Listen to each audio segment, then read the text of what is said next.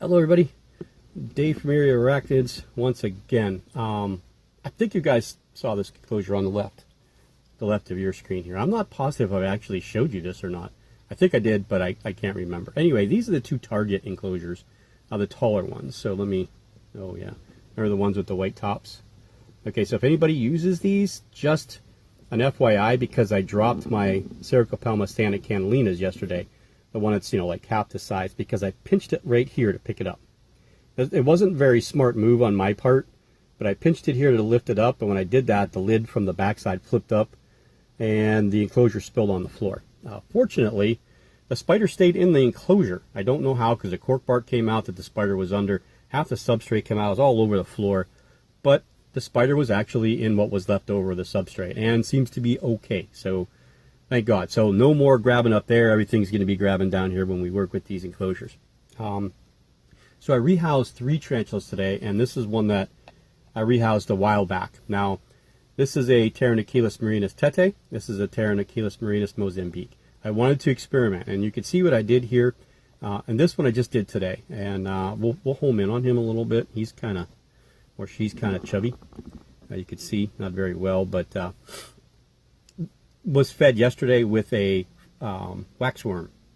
So that's why we're looking like we're looking, and hopefully we'll get the next molt out of this one here in the relative future. You can see my hands reflecting there. It's a good thing I got clothes on, huh? So yeah, I rehoused this one. It's about 2.5 inches of substrate, plenty of substrate for a little guy like this. And then these antlers, I love these little things. I have like 10 or 12 of them laying around. Actually, this is the only enclosure right now I think that has them as a decoration, so I got to find the rest of them. I think I found 6 today, so there's probably 6 floating around. At least there's 6 on my list of decorations. Where they're at, that's a whole nother story. So just real simple, you could see I intertwined the antlers there to give it some anchor points to cling to with webbing. The plant that it's huddled to right now is the plant from the enclosure that it was in.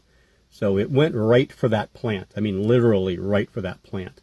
There was a little bit of leftover webbing on there, so I'm assuming it felt comfortable there. You kind of see me too much here, too much reflection. Yeah, so this one was moved today. This is the tete here, and this one was moved a few weeks back. You could see what I did here. We put sticks up here, one slanted this way, and then another one here. We put the plant here, and then the spider made the webbing underneath here. And then it comes out, see if you guys can see, tipped its water dish. Comes out right there, behind the water dish, actually. And it's living above the ground. It is on the ground, literally like laying right on top of the ground. It did not dig at all yet, and it did not climb at all yet. So, at least, climbing as far as what I've seen. I have seen this one out right in this area. That's the only place I see it out, sitting right here. I tried to feed it yesterday with a waxworm. It didn't want to take it, so I took it back out. So I don't think this one's actually in primo. I think this was the last one, the molt, and it was the biggest. That's why I put it in here. But I thought this was, just to kind of experiment. And then what I'm going to do is, with the other 3, we're probably going to get 3 more of these guys, and then we're going to fill it up to here with dirt, with 2 of them. So a Mozambique and another tete will have plenty of dirt, and that's it. Maybe some top decorations, maybe some gravel or some rocks or something. And then the other one, we're going to have minimal substrate in there with just a few sticks and see if it'll actually build a huge funnel worth of webbing. I just want to see how these guys react and what they'll do in different situations. And I thought it'd be a good idea to get it done before winter, so that's my goal. I'm kind of hoping that Target has 3 more of these things that I can actually get. And there I am picking it up by the lip again. We'll find out. So those were, this is the first guy that I rehoused. So let me pause you and we'll get the next one. Okay, so the next one here, I did something that I did before. This crocodile skull was used prior with, which would be a Lakini, which is the younger of the 2 female Simulpaeus pulchers. It was in one of those snap-tight lid things that I actually only have 1 tarantula left in those right now. I'm sure I'll be using them again once some of these Salmopaeus grow up a little bit bigger. So I glued this to the back side, and then I put this down here. It's very, very shallow, so you know this is an arboreal. I think you saw the picture. If you looked at the thumbnail, or the thumbnail, I guess that's what it is, right? The thumbnail or the cover photo for this video, you'll see the picture of the spider. This is the second Salmopaeus armenia. This is the one that I traded my Lasiodora paribonus slings for. Very rambunctious little spider. Was not hard. Took a little while to get him out of the enclosure, up through the cardboard and into the catch cup. But getting him into here was not that big of a deal. Now, you saw exactly what this guy did. So here is the back side. So it has access here. It's got access here on the sides. Okay, down low. So prey running around here can catch. And I don't know if you can really tell because I'm kind of reflecting in there. I'm not sure which light is the one that's... Let's try turning that off, see what happens. This light is dying right now on me, so I'm probably going to have to live with the other light. Anyway, the Armenia is along this part here, huddled right up facing towards the top. I don't know if you guys can see. Let's see if we can zoom you in and see if you can get a better look. Let's see if we can catch a view. You see the spider there? I think you could see, yeah, you could see a little bit of the spider right there. There's the legs right there. So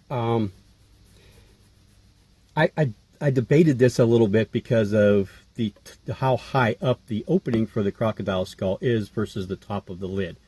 And I know how Armenias are. They do like to tend to fly, and this being glued to the edge gives it the ability just to topple right out of here if it wants to.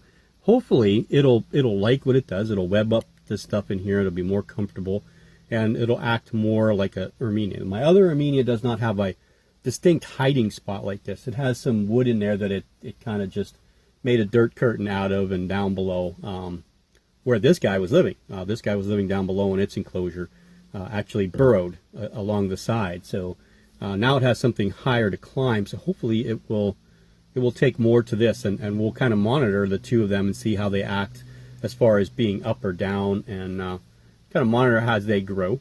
I don't know the sex of this one yet. We do believe that the other one is a female, so we'll find out. Odds are this one's going to be a female too, just because I wouldn't mind having that male if I had the female, but you know how that works. I have 5 or 6 males in a row, and then I'll probably get 4 or 5 females in a row. So we have those two. The last one is the under $10 enclosure that I built, the video that you guys watched before, the under $10 enclosure challenge video. So I'll get that out and I'll let you know who I put in there. Now this is pretty much the spider I intended to put in there from the very beginning, just because of the size of the enclosure, and the spider was kind of growing out of its enclosure, so I figured it would be a good idea to move that one in here. So let's take a look at that one. Okay, everybody, get your typing fingers out. I want you to guess, who do you think we put in here? It's a New World, Central American, terrestrial, that actually does like to do a little bit of digging. Actually, both of them kind of like living in some place that's kind of more darkish. I do have 2 of this species, 3 total species from this genus, and they are Central American. I think I said that, not from Mexico. So it's either going to be from Honduras, Nicaragua, Panama, Costa Rica. What else am I missing down there? I know I'm missing something. I can't think of what else I'd be missing. It's all in that Central America. It's not one of the islands like Cuba or Haiti or anything there, or off the coast of Central America. They tend to get a decent size as females, roughly around 6.5, 7 inches. Pretty solid, hardy tarantulas. Really, really good eaters. They grow at a pretty decent pace. Both of them were produced by Ruth at mostly reptiles, if that helps anybody. This one was a gift from Amy. I'll just say Amy and Quentin, but I think Amy was the one that really kind of grabbed this one when she got the Cereopagabus species Hottie Hottie for me. She grabbed this one as well. And she got that last March at Tinley, the spring show, whenever the spring show is. I think it's March, right? So I've had it, so let's say March, April, May, June, July, August, September, October, roughly 8 months. It's doubled in size since I got it. It's molted, I think, 3 times. It's gained pretty decent size each time. And it lived in a softball cube. It's not a huge spider. Of course, it wouldn't be a huge spider because it's in here. And it lived in one of these. All that was in the enclosure was this. A water dish that the spider always would bury or flip over. Actually, this one would flip it over. So yeah, take a couple seconds, pause the video right here, go down below and comment what you think this tarantula is. And you could cheat if you want to, so you can wait till after you what I tell you what it is. I'll give you a quick glimpse. You probably really can't tell. There it is in there. See it right there. You're not really going to be able to tell much of anything from that. So yeah, go ahead. Down below. Type away. Type. Almost done. You got it? You think you're pretty confident? What do you think, Deb? I think that you might get it. Maybe. We'll see. So, here we go. You ready? Cercopelma rubronitans. That's what we put in here. It needed a housing upgrade, so I decided this would be a good enclosure for it. I really like the idea of these vampire teeth. It's got substrate on the bottom part of it. It can burrow right out the back if it wants to. It can't burrow down, of course, because, well, it probably could because it could separate those teeth if it wants to. I did not glue them together. I just left them as is. So they were just stacked. I put them in there, packed dirt around them. They're pretty solid. By the time we're done with this video with all the light, I might be able to get a glow-in-the-dark shot of this. We'll have to see. I'll disconnect my camera, go shut my top light off, and shut this light off and see if it'll actually glow. Let me do that now.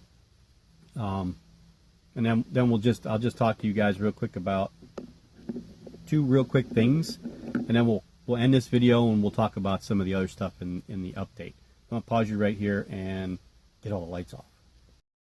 I'll apologize for you guys having to look at the same thing over and over again here for the last, 5 or 10, 12, 8 minutes, whatever it is.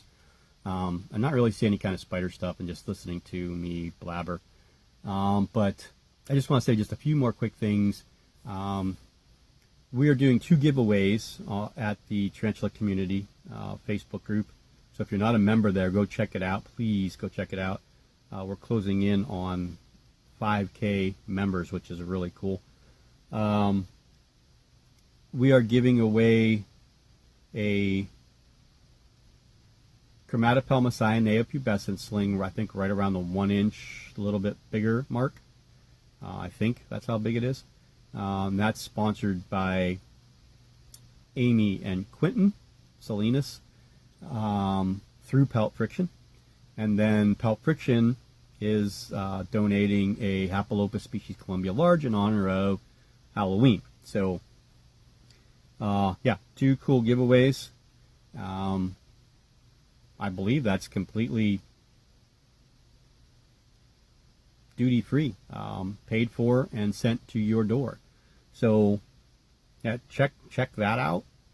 Go join up if you haven't already. I know a lot of you, my YouTube friends that are from the UK, aren't members there, and maybe you're kind of leery because it's a US group, but I think that you guys would all enjoy it. We do have a lot of fun there. We have Thursday game night where you can win different things, like from a poster to a spider to gift certificates to different places. I think they did one to Pulp Friction. I can't remember what all we gave away, to be honest with you. I think the last one we just did was 2 Salmopaeus ecclesiasticus. slings donated by Warren Vanderbeesen, who is our new moderator. Very, very, very intelligent guy. I call him the trio. Him, Tom Patterson, and Frank Soma all live in the same area there outside of New York. I know where Warren's from, and I know where Tom's from, but I'm not 100% positive where Frank is actually located. But very, very smart guys. You probably couldn't get anything past the three of them.